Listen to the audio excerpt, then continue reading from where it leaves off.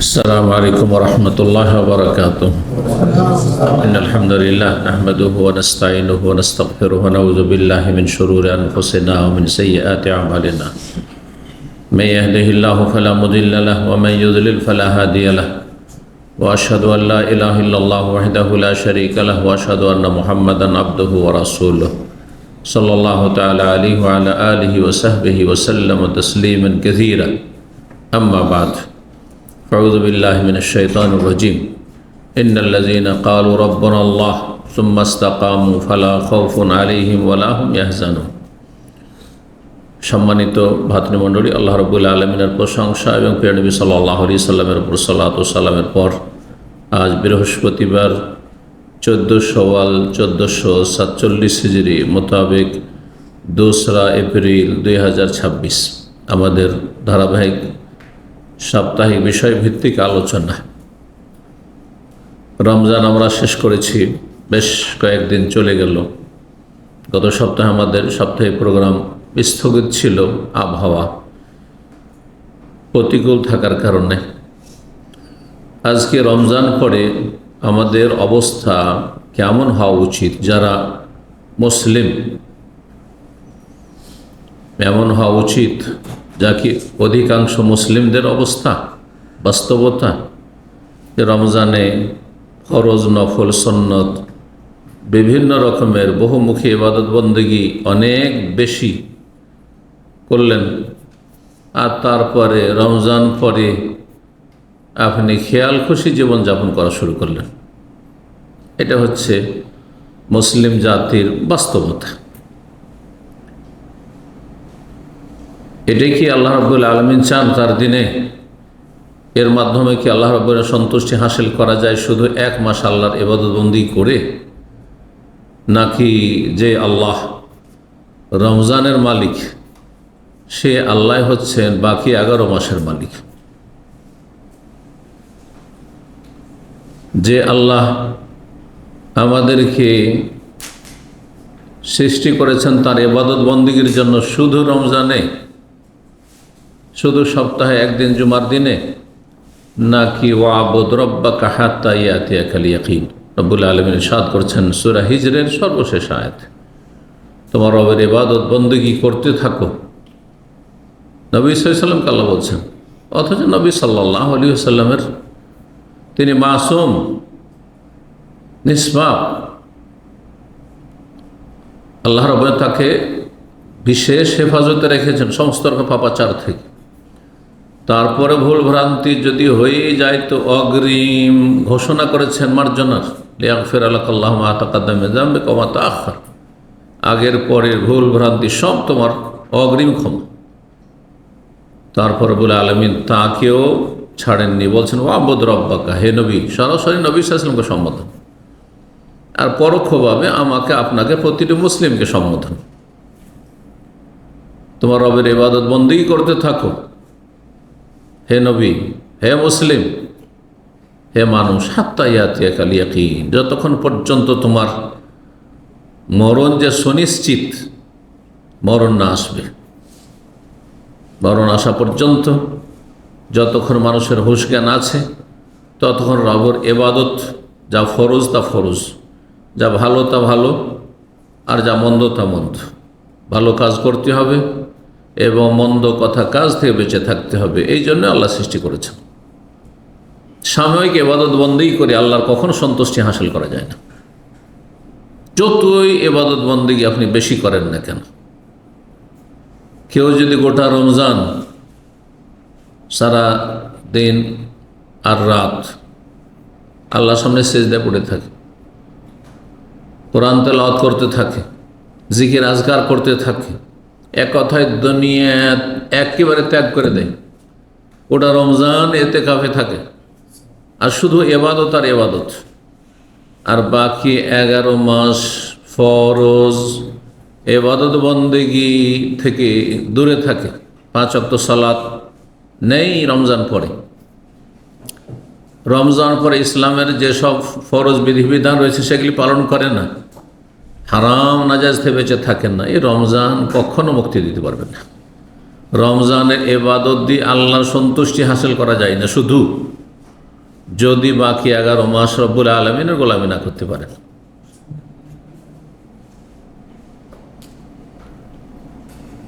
সারা জীবনটা যারা সোজা পথে থাকতে পারল, আর সোজা পথের শেষ প্রান্তে রয়েছে জান্নাত। যে সোজা পথের কথা কোরআনে কারীমে রব্বুল আলামিন সূরাতুল ফাতিহায় প্রতিটি সালাতে চাওয়ার নির্দেশ দিয়েছেন ফরজ করে। সূরা ফাতিহা ছাড়া সালাত হয় না, ফরজ হোক আর নফল হোক। এক রাকাতও নামাজ হবে না সূরা ফাতিহা ছাড়া। লা সালাতা লিমান লাম ইয়াকরা বিফাতিহাতিল কিতাব। সেই সূরা ফাতিহার গুরুত্বপূর্ণ দোয়া হচ্ছে, ফরজ দোয়া হচ্ছে ইহদিনাস সিরাতাল মুস্তাকিম। হে আল্লাহ, আমাদেরকে সোজা সরল পথ দেখাও, সোজা পথ প্রদর্শন করো, সোজা পথের পথিক বানিয়ে রাখো। যে সোজা পথের শেষ গন্তব্য স্থান, টার্গেট। যে কোনো জায়গায় আপনি যদি রাস্তা পথ ধরে চলেন, তো আপনার একটা লক্ষ্য, উদ্দেশ্য, টার্গেট আছে যে আপনি যাচ্ছেন কোথায়। হ্যাঁ, আপনি ইসলামিক সেন্টার থেকে বাড়ি যাচ্ছেন, সেটা আপনার লক্ষ্য দিয়ে বাসায় যাচ্ছেন।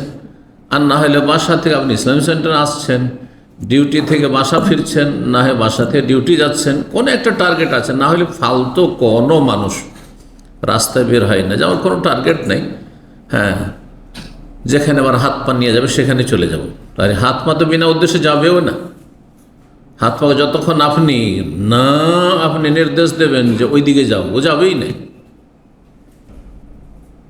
তার প্রত্যেকের লক্ষ্য উদ্দেশ্য থাকে, টার্গেট।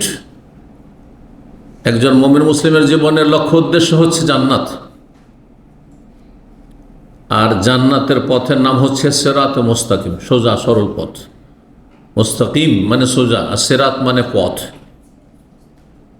আর তার ডানে বামে ছোট ছোট রাস্তা রয়েছে, যেমন রাজপথের ডানে বামে অনেকগুলি ছোটোখাটো রাস্তা বেরিয়ে যায়। ইসলামের রাজপথ হচ্ছে ইসলাম, আল্লাহ রাব্বুল আলামিনের দ্বীন, যার দিক নির্দেশনা কোরআন এবং সুন্নাহয় রয়েছে। আর ডানে বামে যেসব রাস্তা রয়েছে ইসলামের, সেগুলি হচ্ছে শয়তানের পথ। শয়তানের পথ সেগুলি, যে কোনো রাস্তায় ঢুকলে শয়তান আপনাকে পেয়ে যাবে। আর শয়তান যদি সঙ্গী বানিয়ে নিতে পারে, তাহলে জান্নাত কখনো পাওয়া যাবে না, জাহান্নামে যেতে হবে। ইন্নামা ইয়াদউ হিজবাহু লিয়াকুনু মিন আসহাবিস সাইর। শয়তান সবসময় ডাকতে থাকে, আহ্বান করতে থাকে তার দলবলকে, ইয়াদউ হিজবাহ, তার দলকে, তার অনুগামীদেরকে, লিয়াকুনু মিন আসহাবিস সাইর, যাতে করে তারা সবাই জ্বলন্ত আগুনের সঙ্গী হয়। আল্লাহ বুঝার তৌফিক দান করেন মুসলিম জাতিকে, এবং দিনের ওপর অটল থাকার তৌফিক দান করেন। বিষয়বস্তু আজকে দিনের ওপর অবিচল থাকা, অটলতা। এই মর্মে কোরআনে কারীমে বিভিন্নভাবে বলা হয়েছে। একটি আয়াত বলুন সূরা ফাতিহার, সিরাতে মুস্তাকিম মানে সোজা পথ। সোজা পথ এই নয় যে আপনি রমজান মাসেই শুধু আপনি আল্লাহর আদেশ পালন করেন আর আল্লাহর নিষিদ্ধ কথা কাজ থেকে আপনি বিরত থাকেন। বিশেষ কোনো স্থানে শুধু আল্লাহর আদেশ নিষেধ মানেন, মক্কা মদিনা গেলে, হজে থাকলে, উমরায় থাকলে, বিশেষ সময়কালে নয়, বরং সর্বস্থানে আর সর্বকালে রবের অনুগত হইতে হবে। রবের আদেশ নিষেধ পুরোপুরি মেনে চলতে হবে। হারাম থেকে বেঁচে থাকতে হবে, নিষিদ্ধ কথা কাজ থেকে বেঁচে থাকতে হবে, আর ফরজ ওয়াজিবগুলি পুরোপুরি আদায় করতে হবে। যথাসাধ্য সুন্নত নফল বেশি বেশি পালন করার চেষ্টা করতে হবে, যাতে করে আখিরাতের সম্বল আপনার বেশি হয়। অপছন্দনীয়, সন্দেহজনক কথা কাজ থেকে আপনাকে বেঁচে থাকতে হবে। অসার ফালতু কথা কাজ থেকে বেঁচে থাকতে হবে, কারণ সময়ের অনেক মূল্য রয়েছে। এই সময়গুলিকে ভালো কাজে লাগাবেন, উপকারী জ্ঞান অর্জন করবেন, ভালো আমল করবেন, নফল আমল করবেন, যে কোনো ভালো আমল করেন। আল্লাহর হক আদায় করার ক্ষেত্রে, মানুষের হক আদায় করার ক্ষেত্রে, পরোপকারী হওয়ার ক্ষেত্রে, জনকল্যাণমূলক কাজের ক্ষেত্রে। আহাব্বুন নাস, সবচেয়ে প্রিয় মানুষ আল্লাহর কাছে, আনফাহুল লিন্নাস, যে যত বেশি মানুষের উপকার করতে পারে। আল্লাহর ইবাদত বন্দেগী করার পরে যেটুকু সময় পাবেন, পরোপকারী হওয়ার চেষ্টা করবেন, মানুষের হিতাকাঙ্ক্ষী হবেন, মানুষের ক্ষতি যেন আপনার কথা কাজ দ্বারা না হয়, বরং যথাসাধ্য সময়গুলিকে এইরকম কাজে লাগবেন যেটা দিয়ে আপনি একটা নেকি পাচ্ছেন আল্লাহর হক আদায় করে, ফরজ নফল, অথবা মানুষের আল্লাহর সৃষ্টির হক আদায় করে, গঠনমূলক কিছু কাজ করে, যাতে আপনার স্ত্রীর লাভ রয়েছে, আপনার ছেলে মেয়ের লাভ রয়েছে, আপনার ভাই বোন আত্মীয় স্বজনের লাভ রয়েছে, আপনার মুসলিম ভাই বোনদের, মুসলিম জাতির লাভ রয়েছে, আপনার দেশের গঠনমূলক কাজ রয়েছে, অথবা কোনো মানুষের উপকার রয়েছে, মানুষকে জাহান্নামের রাস্তা থেকে, পথভ্রষ্টকে, কাফেরকে, বেদিনকে, পাপীকে আপনি নেকির রাস্তাতে লাগাবার চেষ্টা করলেন, অথবা আর্থিকভাবে সাহায্য সহযোগিতা করলেন, সময় শ্রম দিয়ে, পরামর্শ দিয়ে মানুষের উপকার করলেন, ক্ষয়ক্ষতি থেকে বাঁচালেন।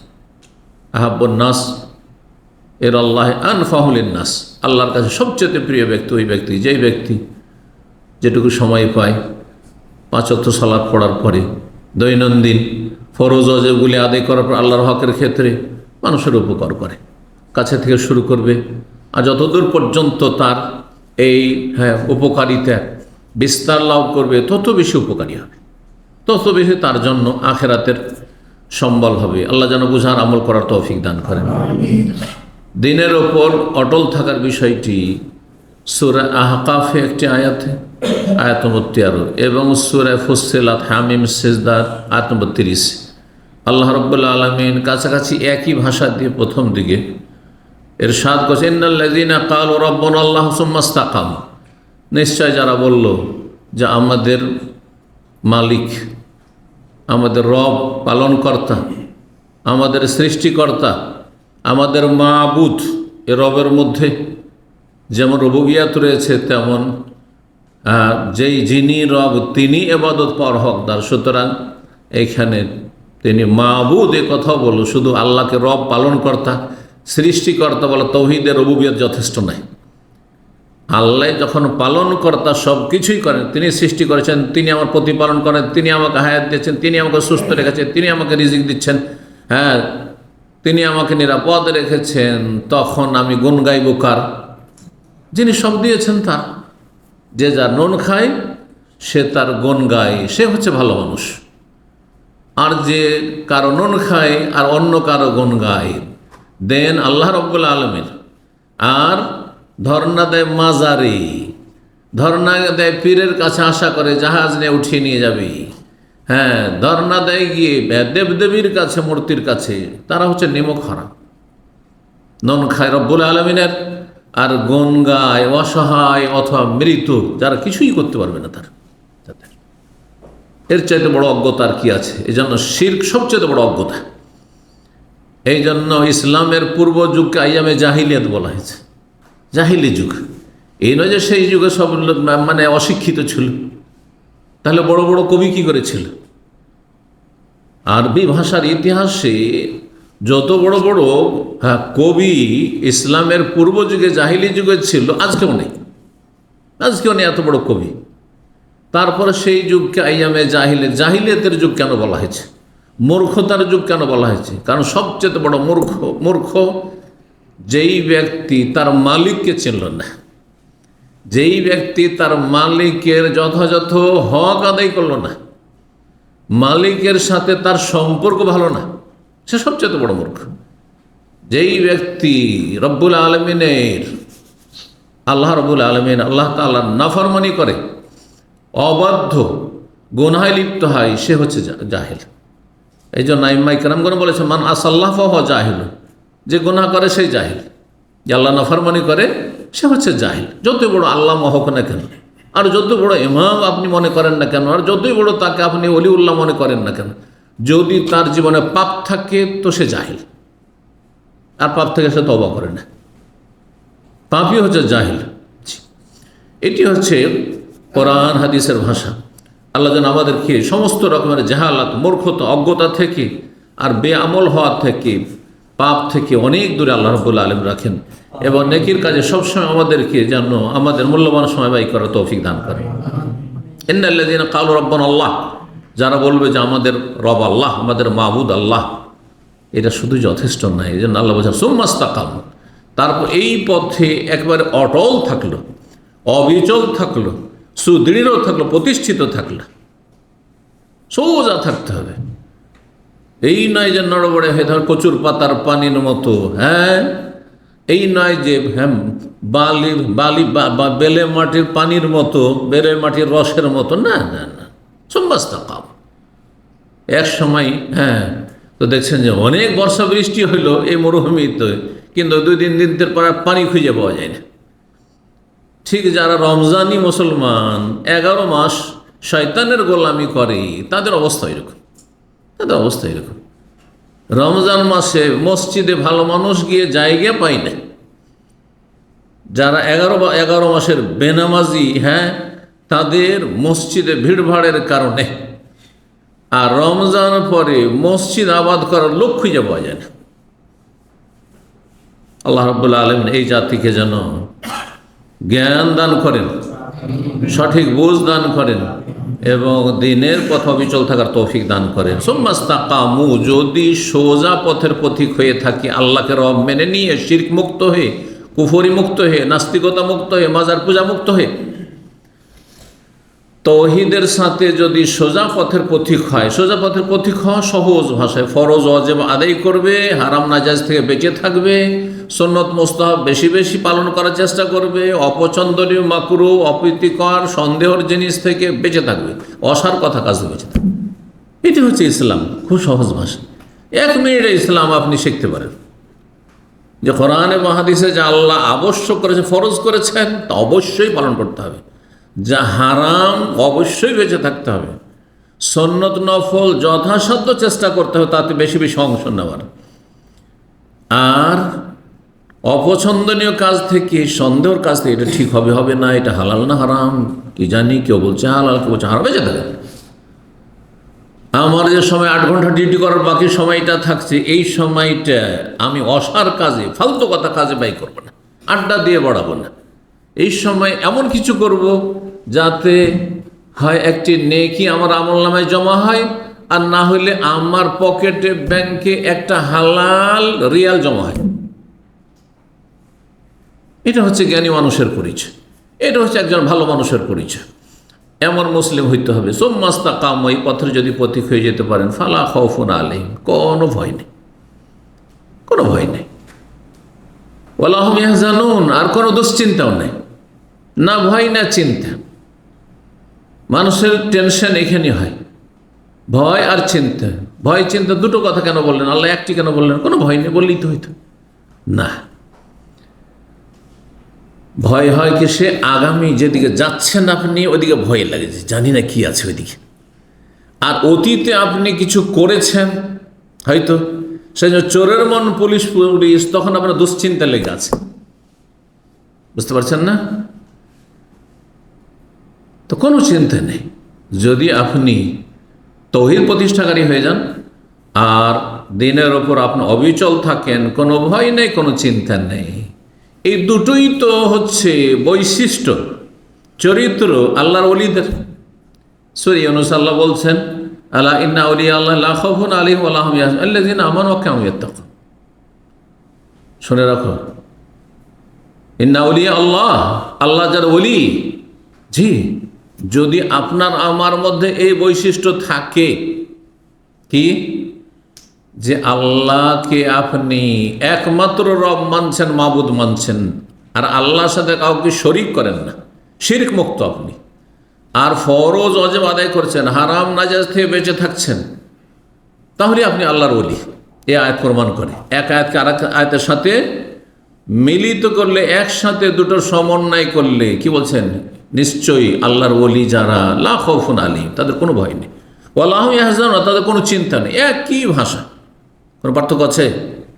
তার যারাই আল্লাহর ওলি, তারাই আল্লাহকে রব, তৌহিদ প্রতিষ্ঠাকারী, তারাই রব হিসাবে, মাবুদ হিসাবে মেনে নেয়, আর তারাই দিনের পথে অবিচল থাকে, তার ফরজ ওয়াজিবে ঘাটতি নেই। এই নয় যে ফজরে যায় না, এই নয় যে নামাজ ঠিকভাবে পড়ে না, ওয়াক্ত পার করে দেয়, মাঝে মাঝে পুরা পড়ে, মাঝে মাঝে অসম্পূর্ণ। এই নয় যে বিভিন্ন ক্ষেত্রে হারামে লিপ্ত হয়, হারাম আচার আচরণ করে, হারাম দেখে, হারাম শুনে, হারাম রোজগার করে, এমন নয়। এরা হচ্ছে আল্লাহর ওলি। জি, এটা হচ্ছে আল্লাহর বেলায়াত। আল্লাহর ওলি হিসাবে আল্লাহর কাছে মঞ্জুর করে নেওয়ার হচ্ছে পথ। আল্লাহ খৌফুন আলিম আল্লাহ আজম, আল্লাহর ওলি হইতে পারলে কোনো চিন্তা নেই, কোনো ভয় নেই। তারা কারা? আল্লাযিনা আমানু, যারা ঈমানদার এবং তাকওয়া অর্জনকারী। ঈমান, তৌহিদ ছাড়া ঈমান হয় না, তৌহিদ ভিত্তিক ঈমান। আর তাকওয়া ফরজ ওয়াজিব ছাড়া হয় না, আর হারাম নাজায়েজ থেকে বেঁচে থাকা ছাড়া হয় না। আল্লাযিনা আমানু কানু ইয়াত্তাকুন লাহুমুল বুশরা ফিল হায়াতিদ দুনিয়া, দুনিয়াতেও তাদের জন্য সুসংবাদ রয়েছে। দুনিয়াতে আল্লাহ এক অসহায় ছেড়ে দেবেন না। বালা মুসিবত আসতে পারে মুসলিম জীবনে, কিন্তু একেবারে অসহায় ছেড়ে দেবেন না। যদি কখন বিপদের সম্মুখীন হন আর মারাই গেলেন, তো সবচেয়ে বড় মর্যাদা পেলেন আপনি, আম্বিয়া রসুলগণের পরে শাহাদাতের মর্যাদা পেলেন আপনি। ফাসেক কাফের মুশরিক নাস্তিক ওই মাজার পূজারি কখনো শাহাদাতের দরজা পাবে না, মর্যাদা পাবে না। আপনি শাহাদাতের মর্যাদা হাসিল করবেন, লস কোথাও নেই আপনার, একদিন তো মরতেই হবে। শাহাদাতের মরণ পেলেন আপনি আল্লাহর কাছে। তাদের জন্য দুনিয়ায় সুসংবাদ রয়েছে। সুসংবাদের একটি হচ্ছে ভালো স্বপ্ন। এ আয়াতের তাফসীর বলা হয়েছে যে ভালো স্বপ্নের মাধ্যমে আল্লাহ আপনাকে দুনিয়াতে সুসংবাদ দেবেন যদি সত্যি আপনি দিনের ওপর অবিচল থাকেন, আল্লাহর তৌহিদ প্রতিষ্ঠার সাথে সাথে। আল্লাহর ওলি হইতে পারেন আপনি। আল্লাহর ওলি মানে সুফি নয়, তাদের তো তৌহিদই ঠিক নেই, তাদের সুন্নাহ ঠিক নেই, এখানেই তো শেষ। সুতরাং প্রচলিত মুসলিম সমাজে যাদেরকে আল্লাহর ওলি মনে করা হয়, তারা আল্লাহর ওলি হওয়ার চাইতে শয়তানের ওলি হওয়ার কাছাকাছি। ভালো করে শুনে রাখেন, তৌহিদ এবং সুন্নাহ ছাড়া আল্লাহর বেলায়েত পাওয়া যায় না। আর এদের তৌহিদ আর সুন্নাহয় গোলযোগ রয়েছে। তৌহিদের জায়গায় শিরকে দখল করেছে, মাজার পূজায় দখল করেছে, হ্যাঁ, ওয়াহদাতুল উজুদ আর হুলুল, এসব শিরকি কুফরি, আল্লাহ সর্বত্র বিরাজমানের কুফরি শিরকি আকীদায় দখল করেছে। আর সুন্নতের জায়গায় বিদআত দখল করেছে, মিলাদ, কিয়াম আর আপনার শবে বরাত আর বিভিন্ন রকমের মৌসুমি সিজনাল বহুমুখী বিদআত এগুলি দখল করেছে। প্রতিটি ইবাদত বন্দেগীতে বিদআত আর বিদআত। লাহুমুল বুশরা, দুনিয়ায় সুসংবাদ আর আখিরাতেও সুসংবাদ, পরকালেও সুসংবাদ রয়েছে। ফেরেশতারা সুসংবাদ দেবেন। এই সুসংবাদের কথা সূরা ফুসসিলাত আয়াত নম্বর 30 আল্লাহ বলছেন। দেখেন, ইন্নাল্লাযীনা ক্বালু রাব্বুনাল্লাহু সুম্মা ইসতাকামু তাতানাজ্জালু আলাইহিমুল মালায়েকাতু আল্লা তাখাফু ওয়া লা তাহজানু, ভয় করিও না, চিন্তা করিও, এখানে রয়েছে। ওয়া আবশিরু বিল জান্নাতিল্লাতী কুনতুম তুআদুন, সুসংবাদ নাও তোমাদের জন্য সেই জান্নাতে, যে জান্নাতে তোমাদের সাথে প্রতিশ্রুতি করা হয়েছে, ওয়াদা করা হয়েছে। ফেরেশতারা যখন ইন্তেকাল মুহূর্ত ঘনিয়ে আসে, এরকম তৌহিদ প্রতিষ্ঠাকারী মুসলিমের, ফরজ ওয়াজিবের হেফাজতকারী মুসলিমের, যারা সারা জীবন আল্লাহর ইবাদতবন্দি করে যায়, শুধু রমজানি মুসলমান নাই, তাদের মরণের সময় ফেরেশতারা দলে দলে হাজির হয়, রহমতের ফেরেশতারা, আর তখন সুসংবাদ দেয়। তারপরে যখন হাসরের মাঠে কবর থেকে উঠবে জীবিত হয়ে, তখনও সুসংবাদ দেয়। হ্যাঁ, রবের সামনে যখন হাজির হয়ে এখন হিসাব, আর মানুষ হিমশিম খাচ্ছে, চিন্তার শেষ নাই, ত্রাহি ত্রাহি অবস্থা, হাই আমার কি হবে, নাফসি নাফসি নাফসি। নবী রসুলগণ পর্যন্ত নাফসি নাফসি করবেন, কি হবে আমার, কি হবে, কি হবে। একমাত্র রাসূলুল্লাহ সাল্লাল্লাহু আলাইহি ওয়াসাল্লাম ছাড়া অন্য আম্বিয়া রসুলগণ নাফসি নাফসি করবেন, হাই আমার কি হবে, আমার কি হবে। সেই সময় ওয়া আবশিরু বিল জান্নাতিল্লাতী কুনতুম তুআদুন, জান্নাতের সুসংবাদ তোমাদের জন্য। যেখানে মানুষের চিন্তা আসতে পারে, ভয় আসতে পারে, সেখানে সুসংবাদ দিবে ফেরেশতারা। আল্লাহু আকবার। কোন শ্রেণীর মানুষকে? যারা দিনের ওপর অবিচল থাকলো, অটল থাকলো, আজকের বিষয়ের বাস্তবায়ন করলো। নাহনু আউলিয়াউকুম ফিল হায়াতিদ দুনিয়া, ফেরেশতারা বলে তোমাদের বন্ধু ছিলাম, পাশে ছিলাম দুনিয়াতেও, ওয়াফিল আখিরা, কবরেও তোমাদের পাশে আছি। হ্যাঁ, কারণ কবর থেকে আখিরাত শুরু হয়, মরণ থেকে আখিরাত শুরু হয়ে যায়। হাসর মাঠেও তোমাদের সাথে আছি, জান্নাত পৌঁছা পর্যন্ত তোমাদের সাথে আছি। ওয়াফিল আখিরা ওয়ালাকুম ফিহা মা তাশতাহি আনফুসুকুম, যা চাইবে এখন জান্নাতে গিয়ে তাই তোমরা পাবে। ওয়ালাকুম ফিহা মা তাদদাউন, যা তলব করে, যা ডিমান্ড করবে তাই তোমাদের জন্য রয়েছে সেখানে। আল্লাহু আকবার। এই সুসংবাদ ওইসব ভাই বোনদের জন্য যারা আল্লাহর তৌহিদ প্রতিষ্ঠা করলো, শিরক থেকে মুক্ত থাকলো, কুফরি থেকে মুক্ত থাকলো, ঈমান ভঙ্গকারী বিষয়গুলি থেকে মুক্ত থাকলো, আর ফরজ ওয়াজিবের হেফাজত করলো, সুন্নত নফল যথাযথ চেষ্টা করলো আর হারাম নাজায়েজ থেকে পুরোপুরি বেঁচে থাকলো, তাদের জন্য এইসব সুসংবাদ রয়েছে। এই আয়াতগুলি আপনাদেরকে শোনাইলাম। সুতরাং দিনের ওপর অটল যদি কেউ থাকতে পারেন তো তার সৌভাগ্য বরুণ, আলহামদুলিল্লাহ। আল্লাহ যেন তৌফিক দান করেন, আরও যেন ঈমানকে শক্তিশালী করে দেন। আর যদি এর ভিন্ন কোনো অবস্থানে আপনি থাকেন তো এখনও আত্মপর্যালোচনা করে নিজের হিসাব করেন, আর এখনও ফিরে আসার সময় আছে। আল্লাহ যেন ফিরে আসার তৌফিক দান করেন। এমন কাজ করবেন না যেমন সূরা নাহলে আল্লাহ রাব্বুল আলামিন ওইরকম বোকা এক মহিলা, বোকা মহিলার ক্ষেত্রে বলছেন ওয়ালা তাকুনু কাল্লাতী নাকাযাত গাজলাহা মিন বাদি কুওয়াতিন আনকাসা। আগের যুগে মহিলারা সুতা কি করতো, পাকাতো, বাকতো, রেডি করতো কিসের জন্য? কাপড় বোনাবার জন্য। যাতে এই সুতাটা তৈরি রেডি করতো, প্রস্তুত করো, সেটার নাম হচ্ছে চরখা। চরখা। এখান থেকে একটা প্রবাদ আছে, নিজের চরখায় তেল দেওয়ার কথা রয়েছে। এখানে চরখায় তেল না দিলে চরখা ঠিক চলবে না। এই চরখা সুতা কাটার জন্য তাঁতিরা এই ভাষাগুলি বুঝে, তো পাক দিল গোল করে, সুতাটাকে প্রস্তুত করলো এখন কাপড় বোনাবার জন্য। আর তারপরে গোলাকার হয়ে আছে, সারাদিন মেহনত করলো। সন্ধ্যাবেলা যদি মাঝখান থেকে এক জায়গায় কেটে দেয়, তার সমস্ত সুতাগুলি সব বরবাদ, সারাদিনের মেহনত সব বরবাদ হয়ে গেল। ওই রকম যারা শুধু রমজান মাসে ইবাদত বন্দি করলো আর রমজান এসে শয়তানের গোলামি করা শুরু করলো, তারা ওই বোকা মহিলার মতো ওই রকম নির্বোধ মূর্খ, যে রমজানের ইবাদত বন্দি করে জান্নাতের কাছাকাছি চলে যাওয়ার পর সমস্ত আমলগুলিকে ধ্বংস করে দিল তাদের কুফরির মাধ্যমে, বেনামাজি হওয়ার মাধ্যমে। আল্লাহ যেন বুঝার তৌফিক দান করেন। মানুষ দিনের উপর যদি অবিচল থাকতে পারে তাহলে জানবে যে আল্লাহ তাকে সম্মানিত করেছে। খুশি হওয়া উচিত যে আল্লাহ তাকে সম্মানিত করেছেন, এই তৌফিক দিয়েছেন, চেষ্টা করেছেন সেজন্য তৌফিক দিয়েছেন। আর যদি এর ব্যতিক্রম ঘটে যে রমজানে তো আমি অনেক কিছুই করলাম কিন্তু এখন আর নামাজের ঠিক নেই, তাহলে জানবে যে আল্লাহ আপনাকে লাঞ্ছিত করেছেন। আল্লাহ আপনাকে লাঞ্ছিত করেছেন। আল্লাহর কাছে আপনার কোনো মূল্যায়ন নেই, আল্লাহর কাছে আপনি ঘৃণিত। আল্লাহর ক্রোধ আপনার উপর রয়েছে। আল্লাহ অসহায় আপনাকে ছেড়ে দিয়েছেন, ঠেলে দিয়েছেন আপনার দিকে। কোনো আল্লাহ রাব্বুল আলামিনের সাহায্য নেই আপনার সাথে। সূরা হজে মহান আল্লাহ একটি আয়াতে ইরশাদ করেছেন, ওয়া মান ইউহিনিল্লাহু ফামা লাহু মিন মুকরিম। আল্লাহ যদি কাউকে লাঞ্ছিত করে দেয় তো কেউ তাকে সম্মানিত করতে পারে না, তো যারা শুধু রমজানি মুসলমান আর 11 মাস হচ্ছে শয়তানি, ওয়া মান ইউহিনিল্লাহ, এদেরকে আল্লাহ লাঞ্ছিত করেছেন, অপদস্থ করেছেন। ফামা লাহু মিন মুকরিম, তাদেরকে সম্মান দেওয়ার কোনো শক্তি নেই পৃথিবীতে, কেউ তাদেরকে জান্নাতে নিয়ে যেতে পারবে না। রব্বুল আলামিন যেন বুঝার তৌফিক দান করেন।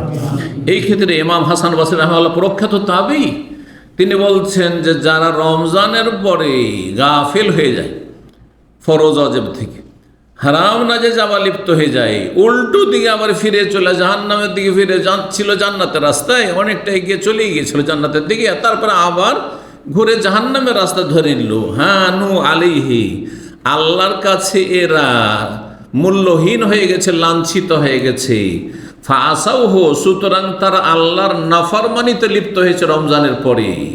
ওয়ালাউ আজ্জু আলাইহি, তারা আল্লাহর কাছে যদি সম্মানিত হইতো, আল্লাহর কাছে তাদের যদি মূল্যায়ন থাকতো, লা আসামাহুম, তাহলে আল্লাহ তাদেরকে পাপের পথ থেকে, অন্যায়ের পথ থেকে, গুনার রাস্তা থেকে, আল্লাহর নাফরমানি থেকে তাদেরকে রক্ষা করতেন। কিন্তু আল্লাহ তাদেরকে অসহায় ছেড়ে দিয়েছেন। নু আল্লিহ মাতাল্লাহ, যা যেদিকে যাবি সেদিকে যা, ফজরে উঠবি না, যা যেদিকে যাবি সেদিকে যা, নামাজ পড়বি না রমজান পরে, যা যেদিকে যাবি সেদিকে যা, আবার পাপ করবি, হারাম খাবি, হারাম উপার্জন করবি, হারামে লিপ্ত থাকবি, যা। নু আল্লিহ মাতাল্লাহ, আল্লাহ বলছেন যেদিকে ফিরবে সেদিকে ফিরিয়ে দেবো। ও নুসলিহে জাহান্নাম, তারপরে জাহান্নামে ঢুকিয়েই ছাড়বো। তারপরে সে আয়াতটির দিকে ইঙ্গিত করে ইমাম হাসান বসরি বলছে, ওয়া মান ইউহিনিহিল্লাহু ফালা মুকরিমা লাহু, আল্লাহ যাকে লাঞ্ছিত করে দেন তাকে কেউ সম্মান দিতে পারে না। সুতরাং আল্লাহর কাছে লাঞ্ছিত ওই ব্যক্তি, যে ব্যক্তি 1 মাসে ইবাদত করে আর 11 মাসে ইবাদত বন্দেগী থেকে দূরে থাকে, গাফিল থাকে। আল্লাহ আমাদেরকে বুঝার তৌফিক দান করেন। বড়ই দুঃখ লাগে ওই সব মানুষগুলিকে দেখে রমজানের পরে, যে রমজান মাসে এত বেশি তারা কঠোর পরিশ্রম করে ইবাদতবন্দি করত, সীমাহীন। বসে গেছে আসর থেকে মাগরিব কোরআন পড়তেই আছে মসজিদে, হয়তো জোহর থেকে আসর বসেই আছে মসজিদে, হয়তো আর কত কঠোর পরিশ্রম করে। হ্যাঁ, রোদে কষ্টে, গরমের দিন আরব দেশগুলিতে দেখা যাচ্ছে, আমাদের দেশ কম গরম নয় এই সময়টায়, তো গরমে তারা রোজা রাখছে আর রমজান পরে কাবিরা গুনাহে লিপ্ত। জি, এরা আল্লাহকে শুধু 1 মাস চেনে, 11 মাস এদের আল্লাহর সাথে কোনো পরিচয় নেই।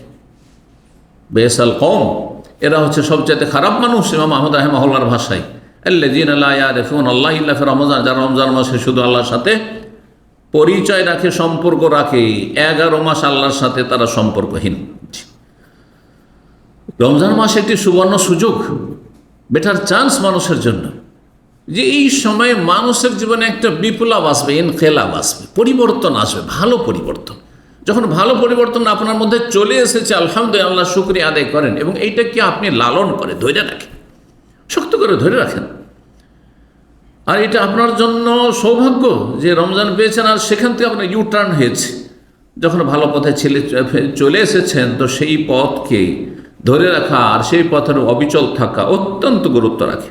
রব্বুল আলামিন ইরশাদ করেন, আকিমিস সালাতা তারফাইন নাহার, শুধু রমজান মাসে নামাজ নয়, সালাত কায়েম করো দিনের 2 প্রান্তে, সকাল বিকেল। সকালে ফজরের সালাত আর জোহরের সালাত, এই দিকটাই ফজর আর জোহর সকাল বলতে, আর আসর মাগরিব এশা, জুলাফা মিনাল লাইল, আর রাতের কিছু অংশে, দিনের 2 প্রান্তে আর রাতের কিছু অংশে। ইন্নাল হাসানাত ইউযহিবনা সাইয়্যাত, কারণ মানুষ যখন বেশি বেশি নেকি করে, তখন মানুষের ভুল ত্রুটি থাকলে সেগুলিকে ধুয়ে মুছে সাফ করে দেয়। জি, আবু যার রাদিয়াল্লাহু তাআলা আনহু রাসূলুল্লাহ সাল্লাল্লাহু আলাইহি ওয়াসাল্লাম থেকে বর্ণনা করছেন, বলছেন, ইত্তাকিল্লাহ হাইসুমা কুনতা, তুমি যেখানেই থাকো না কেন আর যে কোনো সময় থাকো না কেন, তোমার যে কোনো মৌসুম হোক না কেন, রমজান হোক আর অন্য মাস হোক, আর যে কোনো জায়গায়, মক্কায় থাকো, মদিনায় থাকো, আর দাম্মামে থাকো, আর বাংলাদেশে থাকো, আর কাফের দেশে থাকো, ইউরোপে থাকো, আর আমেরিকায় থাকো, হ্যাঁ, ভালো জায়গায় থাকো আর মন্দ জায়গায় থাকো, মসজিদে থাকো আর ঘরে বাইরে যেখানেই থাকো না কেন, হাটে বাজারে, ইত্তাকিল্লাহ, আল্লাহকে ভয় করো যেখানেই থাকো না কেন। ওয়া আতবাই সাইয়্যাতাল হাসানা, মানুষের ভুল ত্রুটি হইতেই পারে, বেশি বেশি নেকি করতে থাকো। কি হবে? তামহুহা, তাহলে যে ভুল ত্রুটি হইলো সেগুলিকে মুছে দেবে, মুছে দেবে। যেমন কোনো জায়গায় বাড়িতে আপনার যদি পেশাব করে দেয় আপনার কচি কাঁচা বাচ্চারা, হ্যাঁ, অথবা ধরেন আর কোনো প্রাণীতে আপনার পেশাব করে দিয়েছে, তাহলে কি করবেন? তারপরে পানি বহিয়ে দিবেন। পানি বহিয়ে দিলে কি হয়ে যাবে? সেটা পরিষ্কার পরিচ্ছন্ন হয়ে যাবে। আর কি করবে? খালিকিন নাস বিখুলুকিন হাসান, তাকওয়া এবং বেশি বেশি নেকি করা, যাতে করে অল্প গুনাহ থাকলে অল্প পেশাব আর বেশি পানি। পেশাব ছিল 100 গ্রাম 200 গ্রাম, বা 200 মিলি, আর আপনার পানি হচ্ছে 2 লিটার 5 লিটার দিয়ে সাফ হয়ে গেল। ওই রকম হচ্ছে নেক আমল, বেশি বেশি নেকির কাজ করা। তামহুহা, তাহলে গুনাহগুলিকে মুছে দেবে। ওয়া খালিকিন নাস বিখুলুকিন হাসান, মানুষের সাথে ভালো আচরণ করো, তাহলে আল্লাহর সাথেও সুসম্পর্ক থাকবে, আর আল্লাহর সৃষ্টি আল্লাহর বান্দাদের সাথেও সুসম্পর্ক থাকবে, আর জান্নাত যাওয়া সহজ। তিরমিজির হাদিস, এছাড়াও আবু দাউদ, মুসনাদ আহমদ, অন্যান্য হাদিসের কিতাব রয়েছে, হাদিসটি হাসান।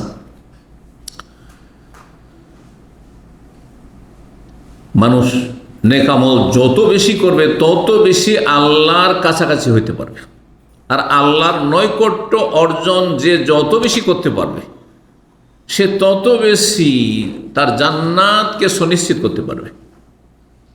এই জন্য আল্লাহ বলছেন, ওয়াসজুদ ওয়াক্তারিব, সিজদা করে আল্লাহর সান্নিধ্য লাভ করো, আল্লাহর কাছাকাছি হওয়ার চেষ্টা করো, আল্লাহর নৈকট্য অর্জন করো। আপনি যেখানে রব্বুল আলামিনের কাছাকাছি হইতে পারছেন, সেখানে আপনার তাড়াহুড়া কেন থাকবে? সেখানে আপনার অন্যমনস্ক কেন থাকবেন? আপনি সেখানে আপনি উদাসীন গাফিল কেন থাকবেন? আপনার শরীর নামাজ পড়ছে আর মন গোটা দুনিয়ায় ঘুরে বেড়াচ্ছে, দুনিয়াদারি করে বেড়াচ্ছে, দুনিয়ার হিসাব করে বেড়াচ্ছে, দুনিয়ার চিন্তাতে মগ্ন রয়েছে, এমনটা কেন হবে? বরং আপনি মনোযোগী হয়ে খুশুর সাথে আপনি আল্লাহকে সেজদা করবেন।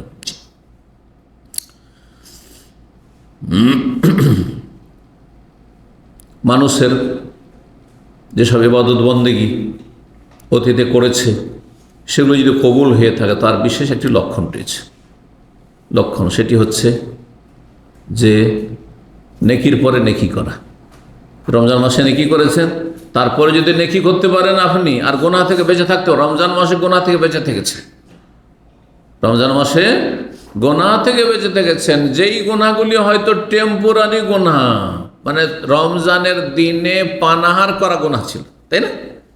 কিন্তু রাত্রে জায়েজ ছিল, তাহলে টেম্পোরারি গুনাহ। দিনে শুধু খাওয়া দাওয়া করা, পানাহার করা হারাম রমজানের দিনে, রাত্রেও চলবে। তারপরে বাকি 11 মাস রাত দিন যখন ইচ্ছা তখন আপনি পানাহার করেন, সেগুলি থেকেও বেঁচে থেকেছেন আপনি। তারপরে রমজান যখন পার হয়ে চলে গেল, যদি আপনি তারপরেও ভালো কাজে কন্টিনিউ করতে পারেন, তাহলে এটি হচ্ছে আপনার রমজানের ইবাদতবন্দি কবুলিয়াতের লক্ষণ। নেকির পরে নেকি যদি আপনার জীবন থাকে তাহলে কবুল হয়েছে, আর যদি নেকির পরে গুনাহ শুরু হয়ে যায় তার মানে আপনার রমজানের ইবাদতবন্দি আল্লাহ আপনার মুখে ছুড়িয়ে দিয়েছে, কবুল হয়নি। জি, উলামায়ে কেরামগণ এই কথাই বলেছেন। জি, কোনো ব্যক্তির আমল কবুলের আলামত হচ্ছে, লক্ষণ হচ্ছে যে আল হাসানা তো বাদ আল হাসানা, হজ করে আসার পরে ভালো মনে, হজের আগে যা ছিল কিছু ত্রুটি ছিল, হজ করার পরে আর ওইসব গুনার দিকে নেই, রমজানের পরে ওইসব গুনার দিকে আর নেই। জি, এইরকম যে কোনো ইবাদত বন্দেগীর পরে যদি গুনহার বোঝা কমে আসে, গুনহার পরিমাণ কমে আসে, তাহলে জানতে হবে যে তার ইবাদত বন্দেগী কবুল হয়েছে। আর গুনাহ যদি ওই রকমই থেকে যায় যে রমজানের আগেও যেমন গুনাহগার ছিলেন এখন ওই গুনাহগুলি আবার করা শুরু করলেন, তাহলে আপনার ইবাদত বন্দেগী আল্লাহ কবুল করেননি। আর সালাফে সালেহিন সাহাবাই কেরামগণ 6 মাস রমজানের আগমনের জন্য দোয়া করতেন, আর রমজান পার হওয়ার পরে 6 মাস আল্লাহর কাছে রমজানের ফরজ নফল আল্লাহ যেন কবুল করেন, কবুলিয়াতের দোয়া করতেন। কোরআনে কারিমে সূরা মুমিন আল্লাহ ওদের প্রশংসা করেছেন, ওয়াল্লাযী ইউতুনা মা আতাও, যারা যা আমল করার যতটা পারলো করলো, ওয়া কুলুবুহুম ওয়াজিলা, আমল করার পরও তাদের অন্তর ভয়ে ভীত থাকে, ভয় পায়।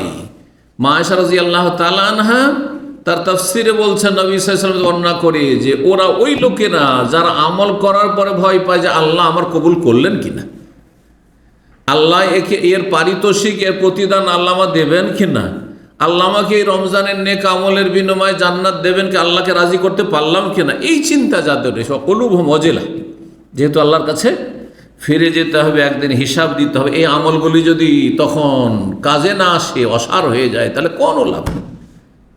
6 মাস আল্লাহ তুমি রমজানে পৌঁছে দাও, যখন 6 মাস রমজানে বাকি, রমজানের পরে দীর্ঘ 6 মাস সওয়াল থেকে শুরু করে দোয়া করতেন যে আল্লাহ এই রমজানের ইবাদত বন্দেগী কবুল করো, রব্বানা তাকাব্বাল মিন্না ইন্নাকা আনতাস সামিউল আলিম। জি, একজন মুমিন ব্যক্তির চরিত্রে এমন হওয়া উচিত যে জীবনের শুরু থেকে শেষ পর্যন্ত যেন তৌহিদি জীবন গড়ে তুলতে পারে এবং তৌহিদ ভিত্তিক আল্লাহ রাব্বুল আলামিনের সন্তুষ্টির কাজে নিজেকে নিয়োজিত থাকতে পারে, লা ইলাহা ইল্লাল্লাহর পুরোপুরি বাস্তবায়ন করতে পারে। আল্লাহ রাব্বুল আলামিন যখন রমজান মাসে আপনাকে সিয়ামের তৌফিক দিয়েছেন, কিয়ামের তৌফিক দিয়েছেন, দান সাদকার তৌফিক দিয়েছেন, যাকাত তো অধিকাংশ মুসলিমরাই দিয়ে থাকেন রমজান মাসে, ইতিকাফ অনেকে করতে পেরেছেন, অনেক দোয়া করেছেন, সুতরাং যথাযথ এটিকে রক্ষা করেন, এটির হেফাজত করেন, আর গুনহার বোঝা বাড়িয়ে এগুলোকে নষ্ট করে দেবেন না। প্রিয় নবী মুহাম্মদ রাসূলুল্লাহ সাল্লাল্লাহু আলাইহি সাল্লাম বলেছেন এই ক্ষেত্রে, মান কামা রমাযানা ঈমানান ওয়া ইহতিসাবান গুফিরা লাহু মা তাকাদ্দামা মিন যামবিহি, মান সামা রমাযানা ঈমানান ওয়া ইহতিসাবান গুফিরা লাহু মা তাকাদ্দামা মিন যামবিহি। অতীতের গুনাহ কার মাফ হবে? যেই ব্যক্তির অন্তরে সততা আছে যে আল্লাহ এই যে রমজানে সিয়াম রাখলাম, রোজা রাখলাম, রমজানে তারাবি পড়লাম, এরপরে পাপের দিকে কখনো আর ফিরে যাব না, তাদের অতীতের গুনাহগুলি মাফ হয়ে যাবে। আল্লাহ যেন বুঝার তৌফিক দান করেন। নবী সাল্লাল্লাহু আলাইহি ওয়াসাল্লাম জনৈক ব্যক্তি আসলো, আসার পরে বলছে, ইয়া রাসূলুল্লাহ আমাকে কিছু ওসিয়ত করুন, আউসেনি ইয়া রাসূলুল্লাহ। তখন রাসূলুল্লাহ সাল্লাল্লাহু অন্য হাদিসে রয়েছে যে সাহেব বলছেন কুল্লি ফিল ইসলামে কওলান, আমার মুসলিম জীবনে এমন একটি সংক্ষিপ্ত সার কথা বলে দেন যে লা আসআল আনহু আহাদান বাদাকা আও গায়রাকা। দুই রকম হাদিস রয়েছে, আপনার পরে আর কাউকে যেন জিজ্ঞাসা করার প্রয়োজন না হয়, বা আপনার দুনিয়া থেকে চলে যাওয়ার পরে যেন কাউকে আমার জিজ্ঞাসা করার প্রয়োজন না হয়। সার সংক্ষেপ একটি ইসলামের খোলাসা কথা বলে দেন যে যেটা করলে আমি জান্নাত পেয়ে যাব।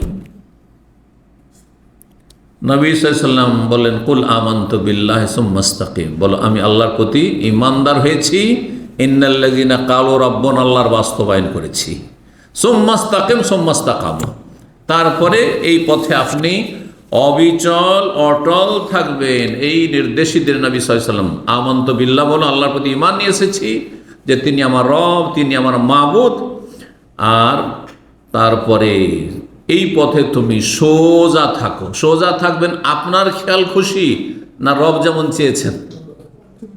এই জন্য একটি আয়াতে, যে আয়াতটি সম্পর্কে সালাফগণ বলতেন কোরআনে সবচেয়ে কঠিন আয়াত, সবচাইতে কঠিন কথা, ফাস্তাকিম কামা উমিরতা।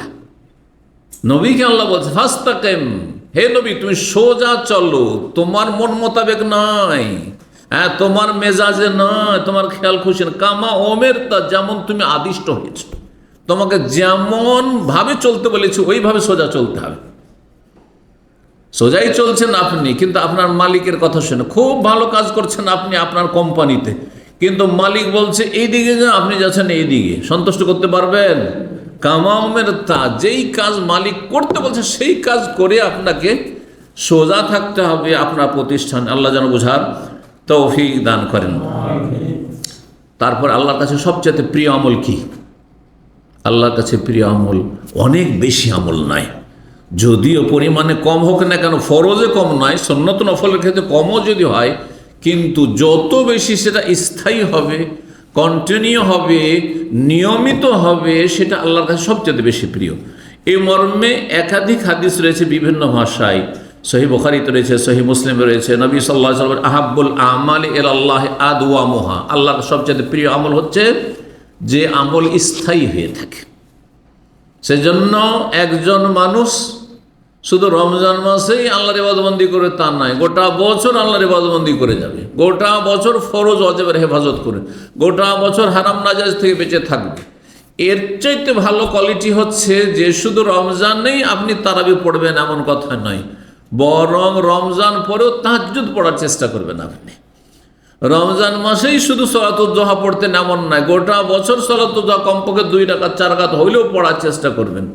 রমজান মাসেই শুধু ফরজ রোজা রাখলেন এমনটা শুধু নয়, মাঝে মধ্যে প্রতি মাসে কিছু না কিছু কমপক্ষে 3টি সিয়াম পালনের চেষ্টা করবেন। আদওয়ামুহা, আল্লাহর কাছে সবচেয়ে প্রিয় আমল হচ্ছে যে আমল যত বেশি স্থায়ী হবে, কন্টিনিউ, ওয়াইন কাল্লা, যদিও পরিমাণ কম হোক না কেন। আপনি 11 রাকাত তাহাজ্জুদ পড়তে পারছেন না, আপনি 7 রাকাত পড়েন, 7 রাকাতও পড়ছেন না, কিন্তু আজানের 10 মিনিট 20 মিনিট আগে উঠে আপনি 2 রাকাত নামাজ পড়েন, তারপরে 1 রাকাত থেকে 2 রাকাত ভেতর পড়েন। প্রতি রাতে আপনি 5 মিনিট 10 মিনিট আল্লাহর সাথে নির্জনে একটু কথা বলেন। ওই রমজান মাসে শুধু কান্নাকাটি করে দোয়া করেছেন, আর গোটা 11 মাস আর এটা নসিব হয় না, এমন হবেন না। যদি আপনি কোনো হারাম কাজ করছেন না, কারণ এটি সুন্নতের নফলের বিষয় ছিল, হ্যাঁ গুনহার কাজ করছেন না, কিন্তু আপনার জন্য বেশি ভালো ছিল যে অল্প পরিমাণ হলেও প্রতি রাতে কিছু না কিছু আপনার ইবাদতবন্দি আছে, প্রতিদিনে কিছু না কিছু তেলাওয়াত আছে। অধিকাংশ মুসলিমরা যারা কোরআন খতমকারী, রমজান মাসে দেখা যায় যে 11 মাস কোরআন ছুঁয়েই দেখে না। রমজান হয়তো কয়েক খতম দিয়েছে, কিন্তু গোটা 11 মাসে কয়েক খতম হচ্ছে, 1 খতমও না। এটা এত ভালো কাজ নয়, বরং আপনি কোরআনে কারীম থেকে আপনি দুনিয়া আখিরাতের বরকত হাসিল করবেন। যেমন রমজান মাসে, তেমনি রমজান ছাড়াও কিছু না কিছু, আর এই 1 পৃষ্ঠাও যদি হয়, দৈনিক 2 পৃষ্ঠা হোক, 3 পৃষ্ঠা হোক, সামান্য হোক, যতটা যে পারেন তেলাওয়াত করেন। আল্লাহ রাব্বুল আলামিন নিয়ামত সম্পর্কে জিজ্ঞাসা করেন, আপনার মোবাইল বড় নিয়ামত, ইন্টারনেট বড় নিয়ামত, হ্যাঁ, নাকি আপনার কোরআনে কারীম বড় নিয়ামত? চিন্তা করুন তো দেখি। হ্যাঁ, সুম্মা লা তুসআলুন্না ইয়াওমাইযিন আনিন নাঈম, অতঃপর অবশ্যই জিজ্ঞাসা করা হবে তোমাদেরকে ইয়াওমাইযিন, হাসরের মাঠে, আনিন নাইম, প্রতিটি নিয়ামত সম্পর্কে, হায়াত সম্পর্কে, যৌবন সম্পর্কে, সময় সম্পর্কে, ধন সম্পদ সম্পর্কে, হ্যাঁ, নিরাপত্তা সম্পর্কে ইত্যাদি সমস্ত নিয়ামত সম্পর্কে, রুজি রোজগার সম্পর্কে, সমস্ত নিয়ামত সম্পর্কে। মোবাইল সম্পর্কে জিজ্ঞাসা করা হবে, তো কোরআন সময় জিজ্ঞাসা করা হবে না যে কোরআনে কি হক আদায় করেছিলে? কোরআন তো তোমার বাড়িতে ছিল না, হ্যাঁ, না মোবাইলই শুধু ছিল? হ্যাঁ, কোরআন ছিল। মসজিদে কোরআন ছিল না? ছিল।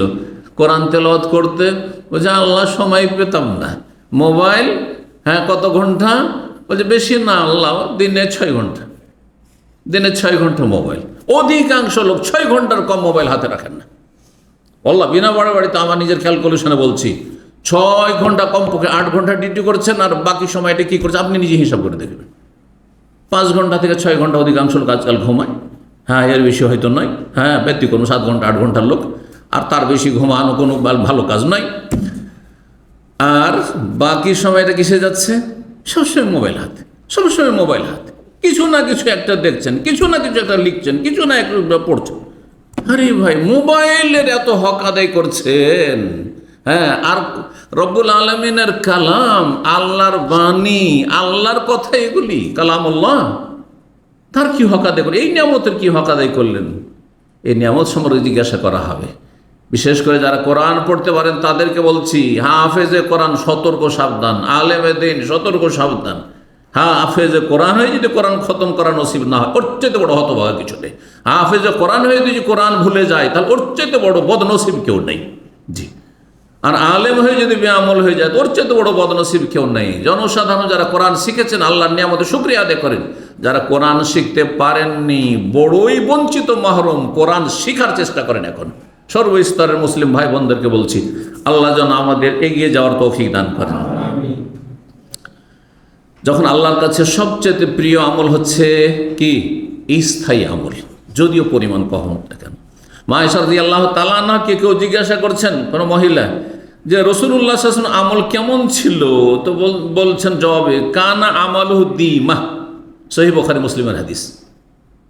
দীমা মানে স্থায়ী আমল হতো, এই নয় যে টেম্পোরারি, হ্যাঁ, একবার সালাতুদ দুহা পড়লেন তার নেই 2-4 মাস, এমন নয়।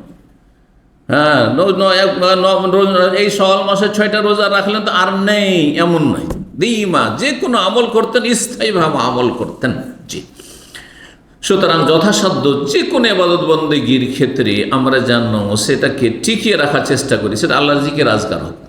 যখন বালা মুসিবত বললেন, খুব ডাকলেন, লা হাওলা ওয়ালা কুওয়াতা ইল্লা বিল্লাহ, কত যে পড়লেন আপনি, হাসবুনাল্লাহু ওয়া নি'মাল ওয়াকিল, কত যে পড়লেন আপনি। আর যখন বিপদ আপদ আসলো, কত যে আল্লাহকে ডাকলেন, আল্লাহর কাছে দোয়া করলেন, তারপরে খবরই নেই।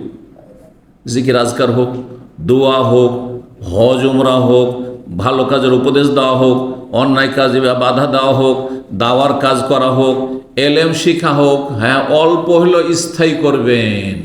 প্রতি সপ্তাহে কমপক্ষে একটা আলোচনা শুনছেন, একটা আলোচনায় হাজির হচ্ছেন ইসলামী সেন্টারে। এটা ওর চাইতে ভালো যেই ব্যক্তি হয়তো রমজান মাসে অথবা অন্য কোনো মাসে বা কোনো সপ্তাহে একটিও দার্স ছাড়লো না, 1 সপ্তাহের সবগুলি দার্সে থাকলো, আর তারপরে নেই 2 মাসও, এগুলো ধারে কাছে নেই। হ্যাঁ, সোশ্যাল মিডিয়াতে ভালো ভালো আলেমদের লেকচারগুলি একসময় শুনলো তো শুনলো, খুব শুনলো, আর এত বেশি শুনলো যে ওর নিজে ধরেই রাখতে পারছে না, এত বেশি শুনেছে। আর 2-3 মাস 4 মাস এমন দুনিয়াদারিতে লেগে গেল যার খোঁজ খবরই নেই। আল্লাহ এটা পছন্দ করেন না। যে কোনো আমল করেন সেটাকে স্থায়ী করার চেষ্টা করেন। এইরকমই তওবা ইস্তেগফার, এই নয় যে তওবা ইস্তেগফার শুধু মনে হচ্ছে আমি একটা গুনাহ করে দিয়েছি, সেই জন্য তওবা ইস্তেগফার কন্টিনিউ করবেন আপনি, কারণ আমাদের অজান্তে ভুল ভ্রান্তি হচ্ছে।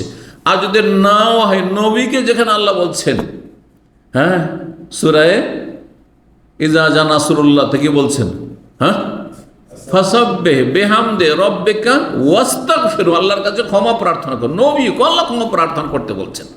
সুতরাং আমরা যদি টের নাও পাই যে আমার গুনাহ হলো, তবুও তওবা ইস্তেগফার আমাদের কন্টিনিউ করতে হবে। আল্লাহ রাব্বুল আলামিন যেন আমাদেরকে সঠিক বুঝ দান করেন, নেক আমলের তৌফিক দান করেন।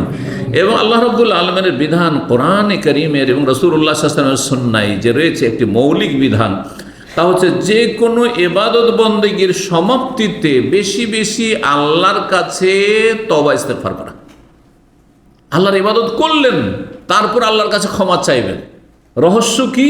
যে আল্লাহ, যতই সুন্দর ইবাদত করি আর যতই বেশি পরিমাণ ইবাদত করি, তবুও তোমার হক আদায় করতে ঘাটতি, ত্রুটি, ভুল ভ্রান্তি থেকেই গেছে।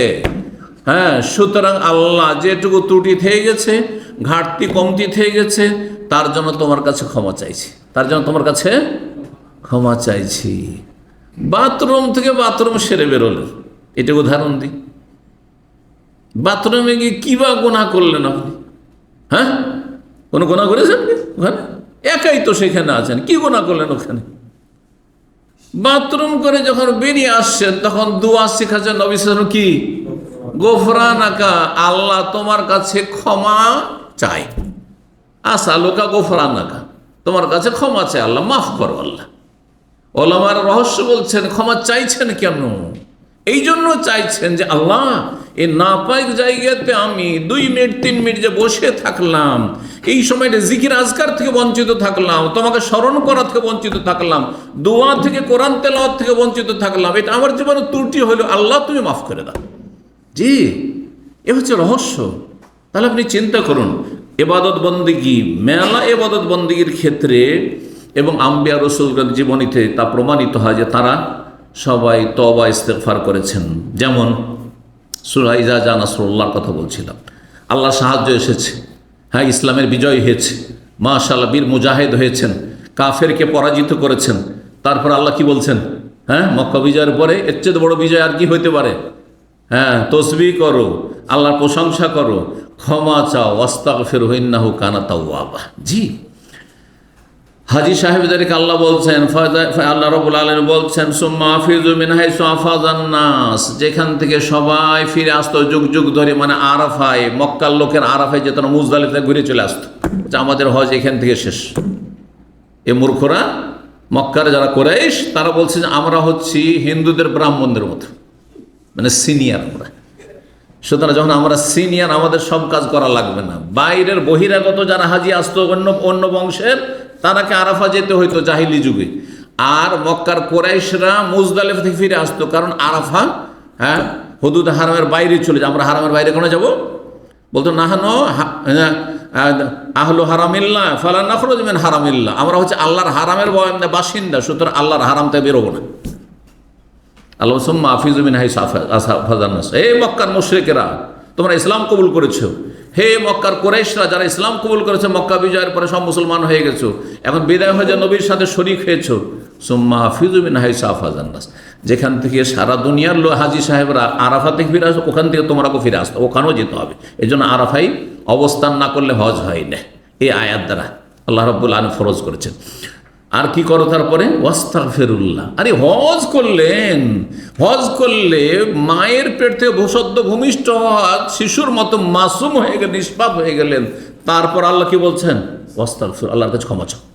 হজ করেছে, আল্লাহর কাছে তওবা ইস্তেগফার করো, ইন্নাল্লাহা গফুরুর রহিম। সূরা বাকারা আয়াত নম্বর 199।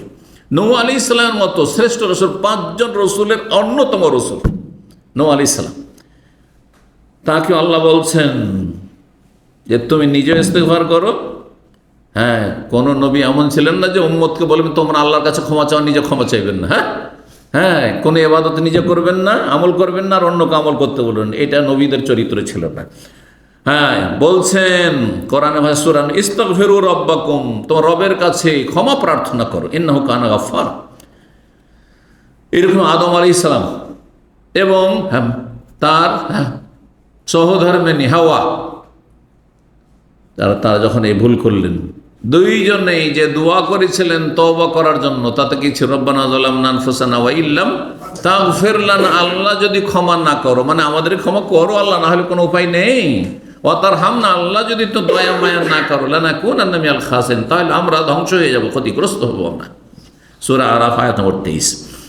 এইরকম হুদ আলাইহিস সালাম তওবা ইস্তেগফার করেছেন, জাতিকে তওবা ইস্তেগফার করতে বলেছেন। সুলাইমান আলাইহিস সালাম, এত বড় বিশাল রাজত্ব, আর ইসলাম সেই যুগে সবচেয়ে বেশি শক্তিশালী আল্লাহর জমিনে, সুলাইমান আলাইহিস সালামের জমানে, যেখানে সুলাইমান আলাইহিস সালামের রাজত্ব পশু পাখির ওপর চলে, জিনদের ওপর চলে, তো মানুষের উপর চলে না। হ্যাঁ, তাহলে মানুষ যত তখন ছিল, সবাই সুলাইমান আলাইহিস সালামের চাইতে দুর্বল ছিল অন্য শাসক কেউ থাকলে। যেমন বিলকিসের ঘটনা রয়েছে যে সোজা হুকুম হলো যে সোজা আসো, না হলে সেনাবাহিনী পাঠাচ্ছে লড়াইয়ের জন্য। সোজা ইসলাম কবুল করে এসে বিলকিস রানী হাজির হয়ে গেল, তাই না? তাহলে তখনকার যুগে মহাশক্তিধর শাসক ছিলেন সুলাইমান আলাইহিস সালাম এবং নবীও ছিলেন। এত বড় নবী রসুল, এত ইসলামের খেদমত করার পরেও আল্লাহকে বলছে রব্বে ফিরলি, আল্লাহ আমাকে মাফ করে দাও, আল্লাহ আমাকে ক্ষমা করে দাও, ওয়াহাবলি মুলকান, আল্লাহ আমাকে এমন রাজত্ব দান করো, লা ইয়ামবাগি লি আহাদিন মিন বাদি। আগে বিনয়ী হওয়া, আল্লাহর কাছে খাকসারি, নমনীয় হওয়া, নিজেকে ছোট করা, আর তারপরে আল্লাহর কাছে কোনো কিছু চাওয়া, এই দোয়াতে শেখানো হয়েছে। এইরকমই আল্লাহ রাব্বুল আলামিন যারা আল্লাহর কাছে তওবা ইস্তেগফার করে তাদেরকে আযাব দিয়ে ধ্বংস করবেন না, এই ওয়াদা করেছেন সূরা আনফাল আয়াত 33-এ। ওমা কানাল্লাহু লিয়ুআযযিবাহুম ওয়া আনতা ফীহিম, হে নবী যতদিন আপনি আছেন ততদিন আল্লাহ এই জাতিকে আযাব দিয়ে ধ্বংস করবেন না পুরোপুরি। আর ওমা কানাল্লাহু মুআযযিবাহুম ওয়া হুম ইস্তাগফিরুন, আর আল্লাহ আযাব দেবেন না মানব জাতিকে যদি তারা আল্লাহর কাছে ক্ষমা চাইতে থাকে। ভুল হতে পারে, মানুষ মাত্র ভুল হবে, কিন্তু আল্লাহর কাছে যদি দৈনিক ক্ষমা চাইতে থাকেন তা আল্লাহ কখনো কি করবেন না, সমূলে ধ্বংস করে দেবেন না। আল্লাহ রাব্বুল আলামিন যেন আমাদেরকে তার গজব থেকে রক্ষা করেন, তার আযাব থেকে রক্ষা করেন, তার অসন্তুষ্টি থেকে রক্ষা করেন এবং তার সন্তুষ্টি অর্জনের তৌফিক দান করেন, ফরজ ওয়াজিবের হেফাজতের তৌফিক দান করেন, হারাম নাজায়েজ থেকে বেঁচে থাকার তৌফিক দান করেন।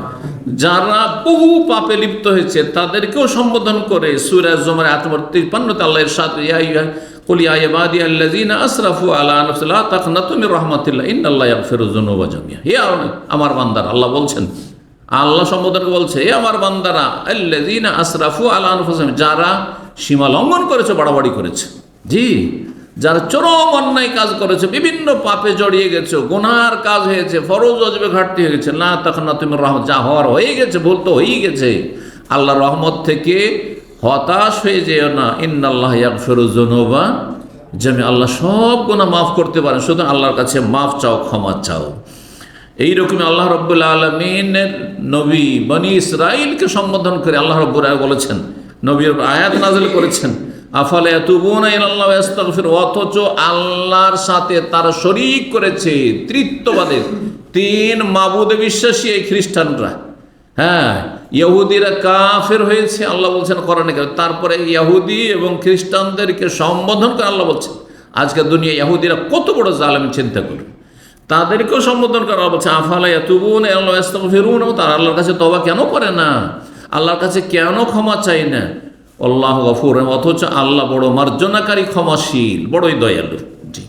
যে কোনো মানুষকে, শুধু মুসলিম করে যে কোনো মানুষকে সম্বোধন করে আল্লাহ বলছেন, যে কোনো মানুষের ক্ষেত্রে আল্লাহ বলছেন ওমাই ইয়ামাল সুআন, কেউ যদি কোনো পাপ করে, আও ইয়াজলিম নাফসা, অথবা নিজের উপর যদি জুলম অত্যাচার করে, কোনো অন্যায় কাজে লিপ্ত হয়ে যায়, সুম্মা ইয়াস্তাগফিরিল্লাহ, তারপর আল্লাহর কাছে যদি ক্ষমা প্রার্থনা করে, ইয়াজিদিল্লাহু গফুরার রহিম, তাহলে আল্লাহকে অবশ্যই বড় মার্জনাশীল, বড় ক্ষমাকারী এবং দয়ালু পাবে।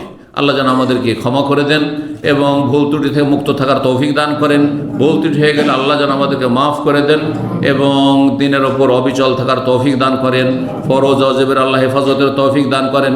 সুন্নত নফল বেশি বেশি আদায়ের তৌফিক দান করেন। হারাম নাজায়েজ থেকে, আল্লাহর অসন্তুষ্টির কথা কাজ থেকে, সন্দেহের জিনিস থেকে, অসার ফালতু কথা কাজ থেকে আল্লাহ আমাদেরকে বেঁচে থাকার জন্য তৌফিক দান করেন। রব্বানা আতিনা ফিদ দুনিয়া হাসানা ওয়া ফিল আখিরাতি হাসানা ওয়া কিনা আযাবান নার। ربنا ظلمنا أنفسنا وإن لم تغفر لنا وترحمنا لنكونن من الخاسرين ربنا هب لنا من أزواجنا وذرياتنا قرة أعين واجعلنا للمتقين إماما سبحان ربك رب العزة عما يصفون وسلام على المرسلين والحمد لله رب العالمين.